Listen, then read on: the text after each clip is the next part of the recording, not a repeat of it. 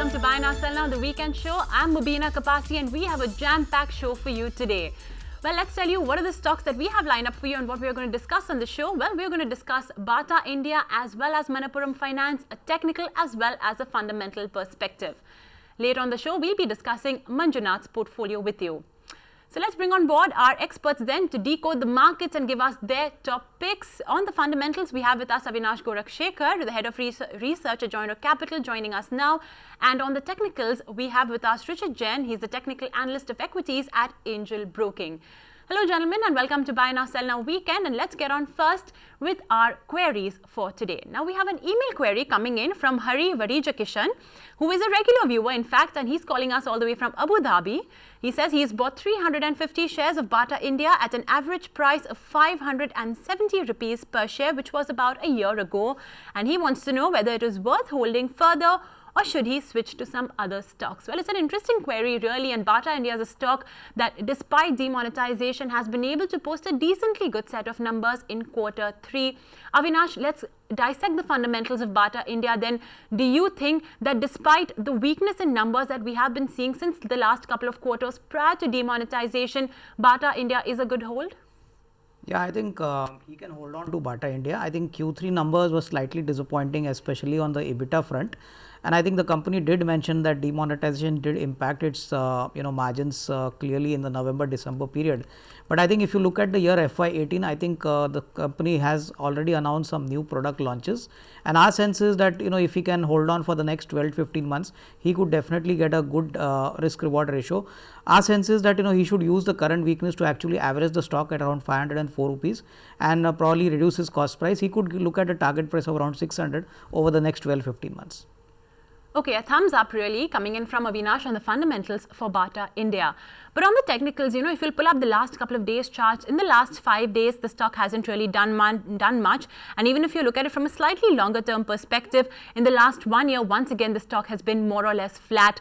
Richard, given the fact that our investor here has a long term perspective, how does Bata India look on the charts?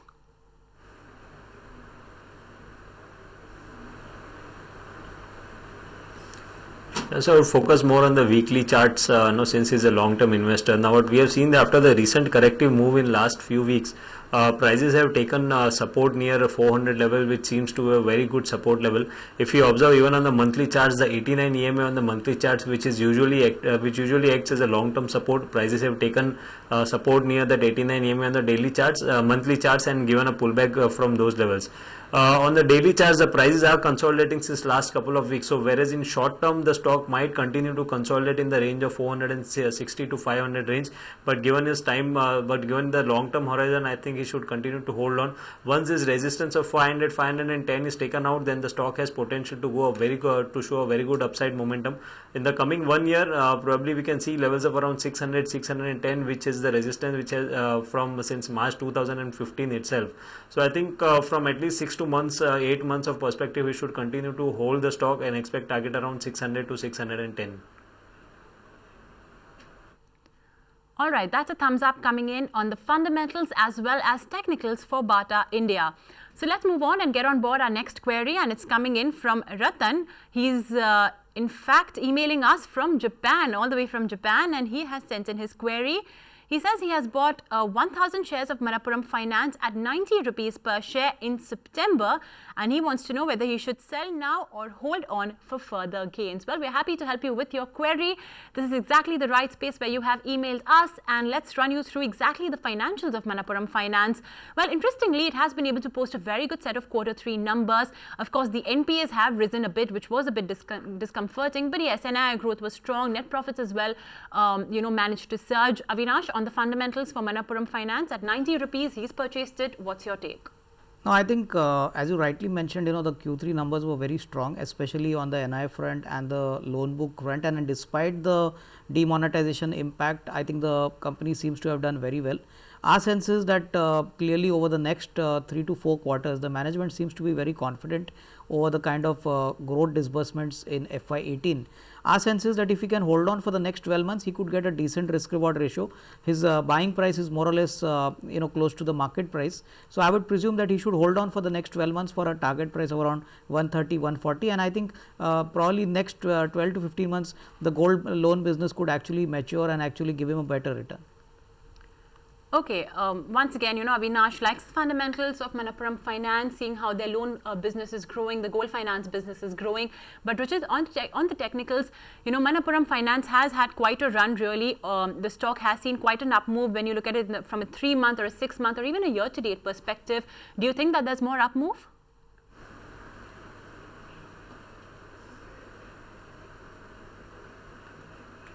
Probably at least not in short term, because if you see then around 105, 108 zone, there's a very strong resistance coming in for the stock.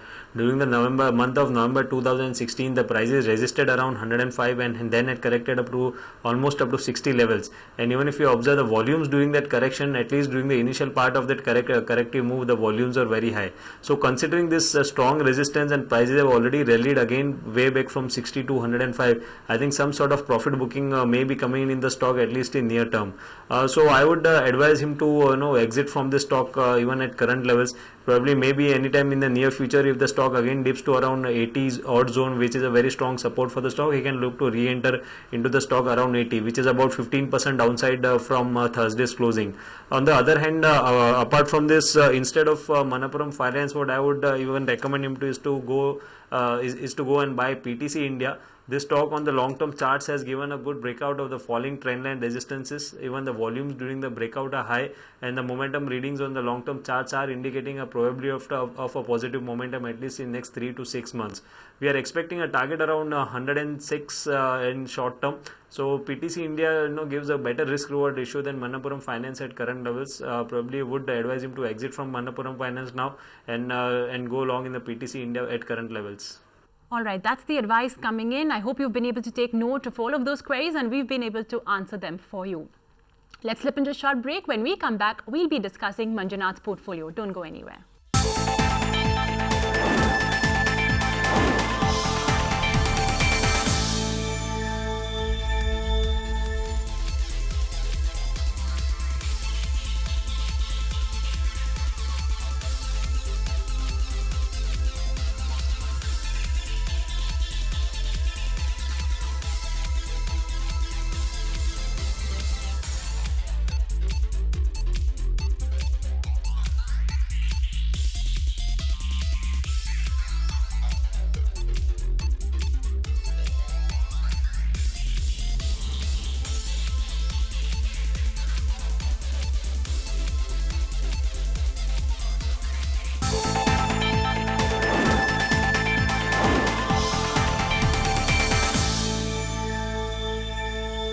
This is Buy Now, Sell Now Weekend, and it's time to bring on board our portfolio segment.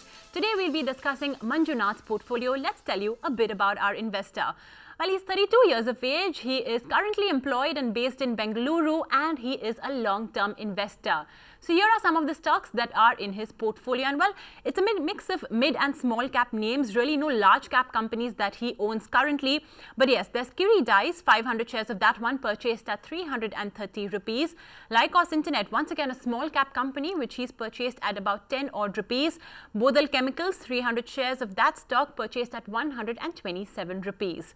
Moving on, there's Omkar Specialty from the specialty chemical space at 175. Arrow Textiles, 1000 shares of that stock purchased at 44.5 rupees per share. And Tanla Solutions, 500 shares at 37.85 rupees. From the oil and gas space, it's Chennai Petro, 50 shares purchased at 278. Asahi Song, 100 shares at 246. And lastly, JBM Auto at 248.75, 100 shares purchased of that stock. Well, as you can see, a lot of small and mid-cap names really that are finding a place in his portfolio. So let's bring on board Avinash Gorakhshekar to really slice and dice this portfolio down and exactly recommend all of the chops and changes. So Avinash, let's go through the first three stocks. There's Kiri Dyes at 330 rupees, a small cap company Lycos Internet, which he's bought 3,500 shares of, and Bodal Chemicals. What do you make of these three stocks?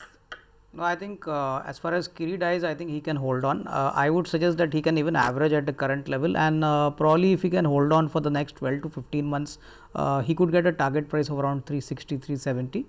As far as Lycos Internet, I would presume that this is a company which is based in Hyderabad, and actually numbers are not all that encouraging. We would suggest him an exit, and we would tell him to actually get into a frontline metal company, that is SAIL. We believe that the metal cycle is getting positive, and probably if he can get into SAIL at the current level, he could get a good target price of around 72. And Bodal Chemicals is a specialty chemical company. I would suggest that he's gotten at a good price. Probably if he can hold on for the next 12 to 15 months, he could look at a target price of around 170. Okay, Kiri Dice as a whole, Lycos Internet, however, that company, you may exit that stock and look for investing your funds in a metal company like SAIL, for example, which has actually run up quite a bit in the last couple of sessions, and Bodal Chemicals as well. Well, kudos to the entry price of about 127 rupees. It's a hold call from Avinash. Moving on, the next three stocks, once again, small cap companies. Omkar Specialty at 175. What do you make of the entire specialty chemical space? Arrow Textiles, do you like the fundamentals of the stock? And lastly, there's Tanla Solutions at 37.85. Avinash, what's your sense on these three stocks?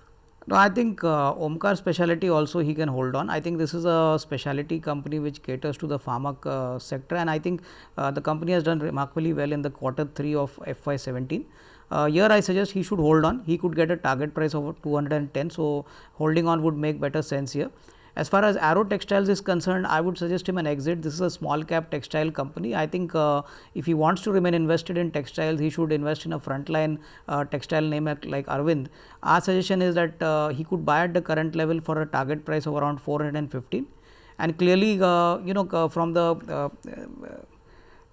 the third stock, Tanla Solutions, I would say that this is the company which is now going to benefit from the demonetization kind of impact, because clearly they are a large player in the mobile internet kind of solutions. Here he could look at a target price of around 70. He is already in the profit, but probably if he can wait for the next 6 to 12 months, he could get a better risk reward ratio.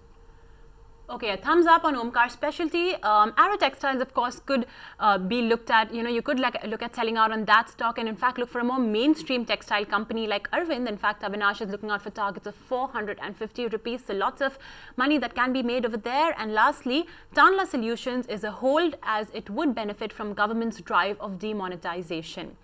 And the next three stocks in his portfolio from the oil and gas space, Chennai Petro, probably the only mid-cap company really in his portfolio. Asahi Songwon at 246 and JBM Auto at 248. Avinash, your take on these three? No, I think Chennai Petro definitely qualifies to be a hold. It's a subsidiary of Indian Oil Corporation and has been doing remarkably well. I think he should hold on. Here possibly another 15-20% upside can be expected. As far as the other two stocks are concerned, I would say that JBM Auto definitely qualifies as a hold. It's a large vendor to Tata Motors as well as the two-wheeler kind of sector, and here also he could get a target price of around 320. As far as Asahi Songwon is concerned, this is also a pigment and a dye company, and here also I think he's already in the profit. I would suggest that he should hold on for a target price of around 290 here. Okay, all of these three stocks get a thumbs up from Avinash, Chennai Petro, Asahi Songwon as well as JBM Auto. Do watch out for all of those targets that Avinash has mentioned. But do remember that this is only a model portfolio, and please do consult your individual investment advisor before taking any investment decisions. Let's slip into a short break. When we come back, we'll be giving you some technical as well as fundamental ideas on how you can have a profitable investment day.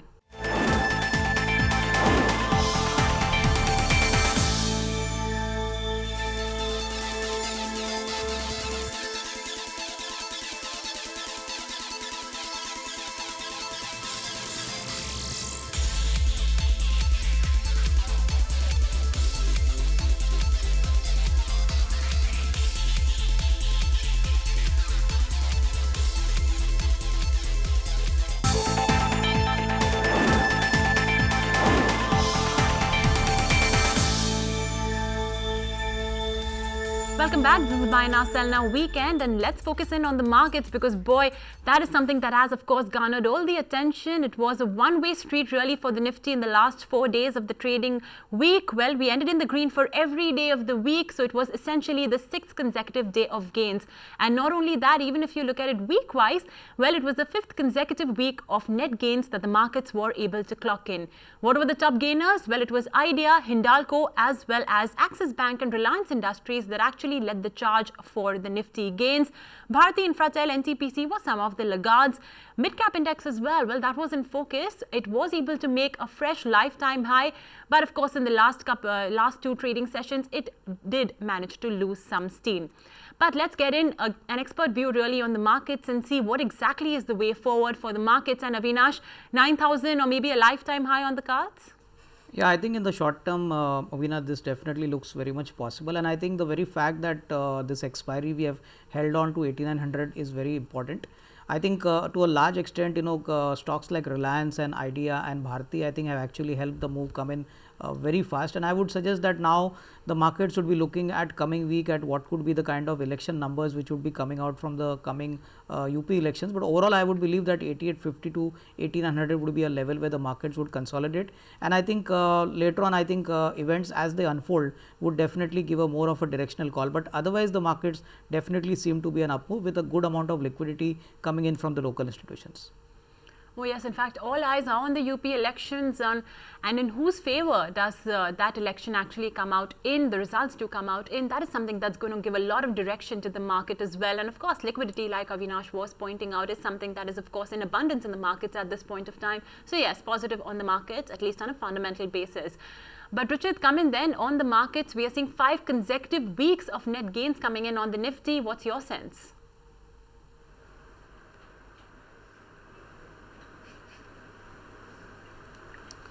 Yeah, I think still on the prices front, there are no signs of reversal. If you observe even the entire last week itself, although the markets last couple of days traded in a narrow range, but the stock specific momentum was quite positive.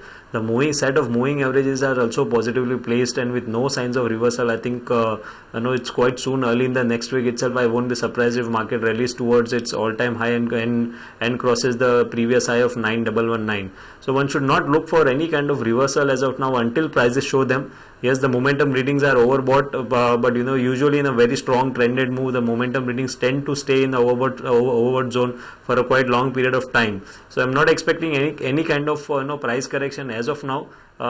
In fact, in next 2-3 trading sessions itself, I think we should see an all-time high, and this previous highs of 9119 should be crossed.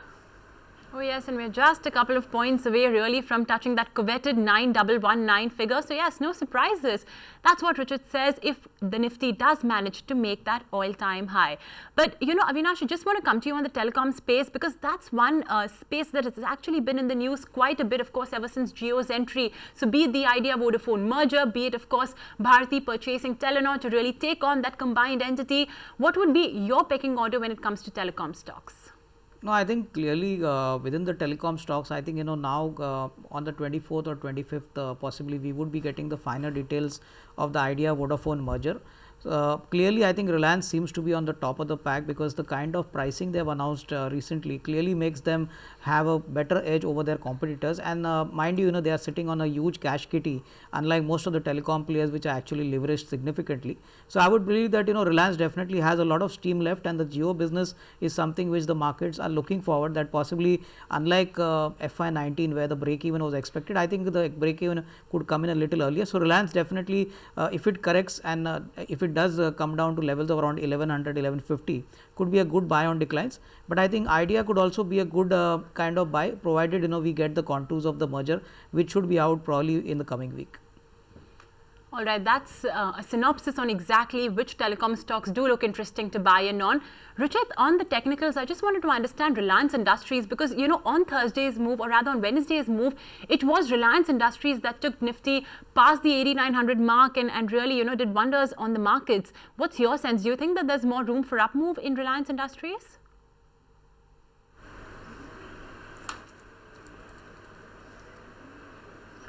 Yes, definitely. In terms of the chart structure, if you observe, then the price have given a breakout from a very long term resistance of around 1140, 1150, which was the resistance of last I think 6 or 8 years.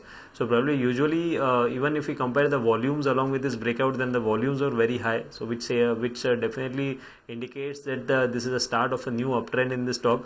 Probably on the wave front also, if you observe the weekly charts, then there's probability that the low of the 11th of on the low during the second week of November 2016, from that low we have done with the first and the second wave, and this is the third wave which is going on, which is generally the most powerful wave in an impulsive uptrend. So any declines towards 1150, 1140 range should be used as a buying opportunity.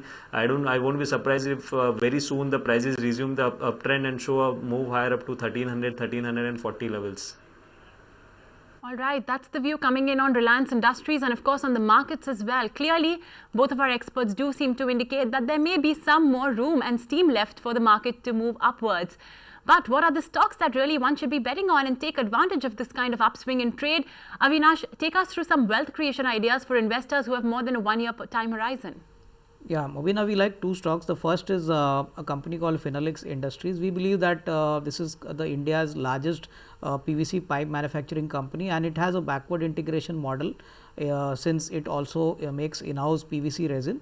Company has performed exceedingly well in the financial year FY16, and our sense is that FY17 has also started on a very strong note. In fact, Q3 numbers were quite strong despite a very challenging quarter since demonetization came in the month of November. But I think clearly if you look at the kind of business model they are into and the kind of benefits which have come in the union budget, especially for affordable housing and for irrigation, our sense is that earnings are likely to show a very strong traction in FY18. And more importantly, important parameters like return on equity, return on capital employed have been very strong for Finolex. And most importantly, it's a very low leveraged company, I think hardly about 150 odd crores. So going forward in the next 1 year, we expect a target price of around 622 a year. The second stock we would like is a company called Sterling Tools. This is an auto component company, and we believe that it's one of the top vendors in the fastener space and is doing exceedingly well business with most of the larger vendors like Maruti, Honda and the two-wheeler companies.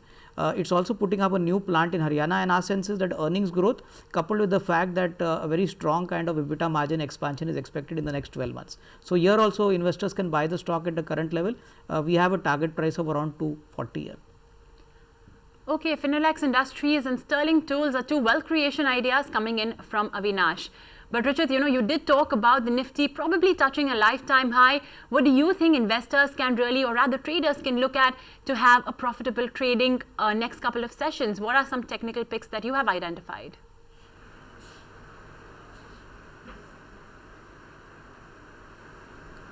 Well, a couple of stocks that I would recommend. One is from the large cap front and one is from the mid cap idea. Amongst the large cap, we believe that for the next leg of up move, Larsen & Toubro could be one of the stock which would outperform the broader indices. This stock has started forming high top, high bottom formation from the recent lows. Last couple of weeks, the prices have consolidated in a narrow range, but as of now, it seems that this consolidation phase is a breather or is a time-wise correction rather than price correction within an uptrend. The volumes and the momentum readings are indicating higher probability of resumption of the uptrend. So we can see a good amount of up move in this next leg of up move in the Nifty in Larsen & Toubro. So one can look to go long in Larsen & Toubro around Thursday's closing with a stop loss below 1425 and expecting target around 1615 next probably next 1 month. And my second pick would be from the mid cap front, which is Dish TV. If we observe the positional charts of the Dish TV, the prices had consolidated in a range for about 3 months, and during this week, the stock has given a breakout of that consolidation. Now, one should also keenly observe the RSI readings in Dish TV. From August 2016 itself, levels around 60 was acting as a resistance in RSI of Dish TV whenever prices had given a pullback moves. Now during the last week, along with the prices, the RSI has also given a breakout above 60, which was a resistance from last 6 months. The volumes during the breakout are also high, which is indicating that we are in a short-term uptrend in Dish TV. On Thursday's trading session during last half an hour, some sort of correction was seen in the prices, I think, which provides a good buying opportunity and also a good risk-reward ratio from a very short-term trading perspective. One should go long with keeping a stop loss below 86, expecting target around 103, and both the calls are from short-term perspective for a period up to 1 month. Okay, Dish TV as well as L&T are two stocks that look good to Richard on the technicals. Thanks a lot, gentlemen, for joining us on the show, answering all of our viewer queries and, of course, giving us your top picks. And, well, with that, we'll have to wrap it up in this edition of Buy Now, Sell Now Weekend. Thank you for watching and have a lovely weekend.